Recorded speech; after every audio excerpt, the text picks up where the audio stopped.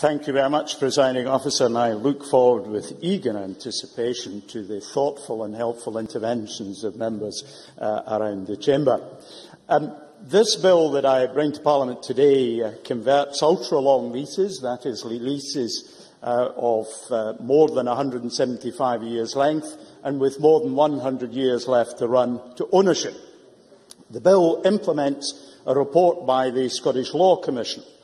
It's the final report in a series of reports by the Scottish Law Commission on modernising property law in Scotland. Previous work included the abolition of feudal tenure. The Commission outline in their report on the conversion of long leases why this legislation is necessary.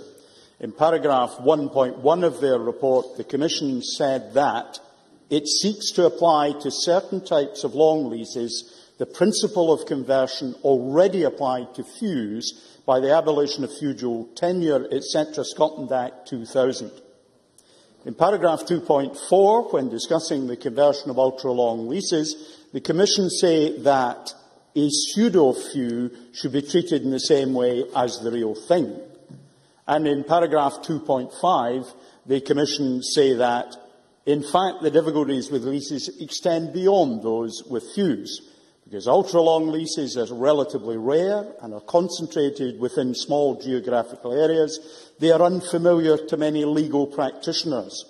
The result is often an increase in transaction costs when the property comes to be sold. The first session of this Parliament passed the legislation abolishing feudal tenure. That was landmark legislation affecting property across Scotland.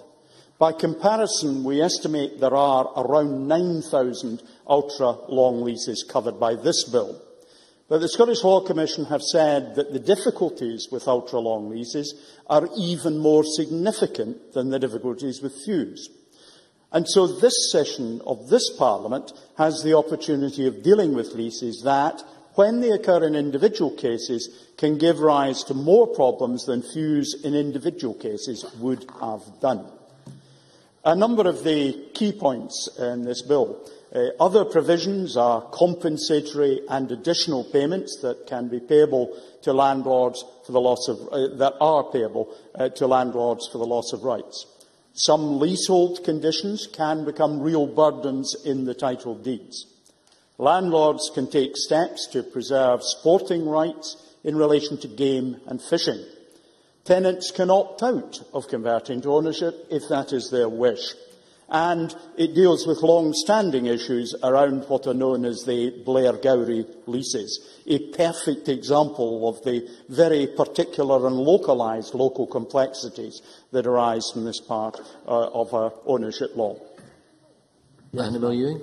I'm grateful to the Minister for giving way. Could the Minister perhaps clarify for the rest of us who may not know what the Blair-Gowrie leases involve? Thank you. Stewart Stevenson. It is a local form that has a high degree of informality, but is nonetheless capable of being implemented in law. And it has been said by some, been used for many years as a mechanism for people in Blair-Gowrie to play mischief with people making purchase from elsewhere. It's certainly something which I think there is a broad consensus, and I know the constituency member in particular who spoke to me about this recently is very anxious to see resolved by the passage of this bill. Turning to the history of this particular piece of proposed legislation, it's the second time that the bill has been considered by this Parliament. The previous Justice Committee published a Stage 1 report, but the bill fell when Parliament was dissolved for the Scottish elections in May last year. We have made some amendments to reflect that Justice Committee's report. In particular, we've added an exemption for harbours. We've clarified the exemption for pipes and cables, the issue of way leave, and we're exempting leases where the annual rent is in excess of £100. And we also deal with the issue of variable rental, so that we're not catching leases that in effect are over £100 a year, but where the rent is paid in a pattern that does not necessarily make that clear. In this Parliament, of course, I'm grateful to the scrutiny carried out by the Rural Affairs, Climate Change and Environment Committee. As the lead committee, and by the Subordinate Legislation Committee and our Finance Committee. On variable rental, paragraph 54 of the Lead Committee's report on leases, where the landlord retains a significant interest, notes that evidence was taken in relation to variable rental. In the light of this evidence, we intend, as the Government, to lodge an amendment at stage 2 to deal with certain cases where the rent has been varied. In relation to the land register, at paragraph 84, the committee's report notes points made by witnesses about updating the land register. As the report notes, I will. Grateful to the Minister. He mentioned the fact that this bill was introduced in the last session of Parliament. In the bill as tabled for Parliament in that session, the question of registration was addressed by the proposed bill. Can I ask why the change of heart in this bill? Minister. I'll say a little bit more in detail about that and perhaps expand on it in the light of the member's question. As the report notes, Register of Scotland have decided not to carry out a bespoke exercise to update the land register as a result of the bill as it now stands, because updating the land register is not actually required for the bill to work. Section 4 provides that on the appointed day, a qualifying lease converts to ownership. That happens independently of any action taken by the Registers of Scotland.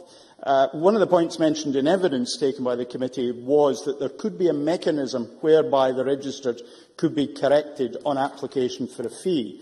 In fact, it will be possible for those with an interest in a lease which converts to ownership under the bill to make an application for the register to be updated, and indeed that can be made at any time. It is worth saying that the Register of Scotland too will be, of course, undertaking work on a related piece of legislation which touches upon this, to which I'll return in a minute or two, so it is easier and more practical and of lower cost to deal with it in this way. There are a number of events that may lead to information in the register being updated. In particular, information will be updated in the land register when a property transaction takes place. That would include a sale, but could also include the granting or discharging of a standard security over the property. If the property is recorded in the register of Saceen, the former tenant could apply for voluntary first registration in the land register and pay a registration fee right at the outset. Finally, the Government and Register of Scotland recognise the value to Scotland and the Scottish economy of keeping the land register up to date. And that is where I come to the Land Registration etc. Scotland Bill, which will implement another Scottish Law Commission report and is designed to improve the system for land registration in Scotland. If the Parliament approves the bill which is discussed today, my officials will work closely with Registers of Scotland on implementing it and will take every opportunity to ensure that the land register is as up-to-date as possible. But these two pieces of legislation work to some extent in tandem, and I think in dealing with it in that way, we avoid having to make a particular provision arising from this bill.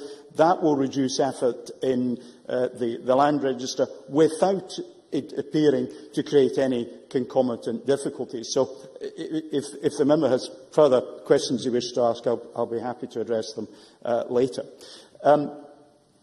Paragraph 85 of the report by the committee notes that amendments may be needed to ensure that the Land Registration Bill and our Long Leases Bill do work together. And we do intend to bring forward amendments. They may be made directly to the Land Registration Bill where that's the appropriate drafting solution, and we've still got some further work to make sure that we get that right.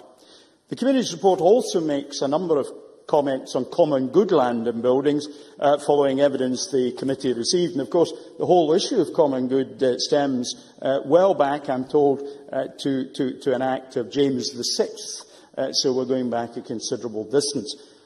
Many members will receive representation generally about common good. There are issues in my own constituency, which I was discussing only at the weekend.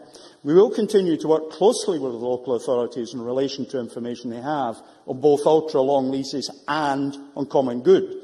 However, ultimately, common good land and funds are the responsibility of local authorities, who must manage them in accordance with their statutory and other responsibilities. Common good asset registers are also a matter for individual authorities. Audit Scotland has and will continue to monitor progress in the completion of registers as part of their audit process. On a possible exemption from the Bill for Common Good, we've not received clear evidence that converting leases of common good land would have an adverse effect on this land. In addition, an exemption for common good land might increase discussions about whether land is held on the common good or not, and that could lead to increased litigation and increased costs for local authorities. That simply wouldn't be in the taxpayers' interest.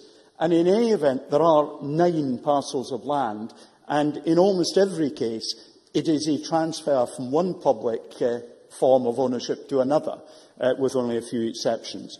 So to try and legislate on common good in this context would be a formidable challenge.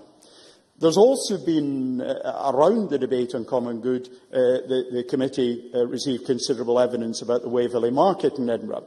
Now, we as a government are not reaching any view as to whether the Waverley Market is held in the common good or otherwise, but the committee did note that the case for exempting the Waverley Market site from the bill has still to be made. However, I want to advise Parliament that since I gave oral evidence to the committee on the 7th of March, we've had an initial look at other legislation that may touch on this or other leases. Both the Waverley Market and some in common good land in Stonehaven are governed by private parliamentary acts. In view of the possible issues arising from provisions in these acts that converting leases to ownership may create, I've asked my officials to undertake further work on this, in particular whether it would be appropriate to amend the existing legislation covering these 2 areas, which applies to leases, or other appropriate action.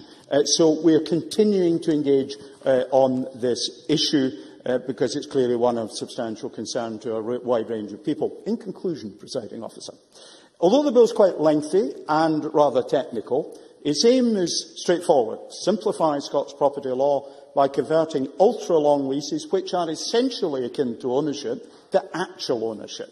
The consultations both by the Scottish Law Commission and by the Government showed widespread support for the general principles of the bill.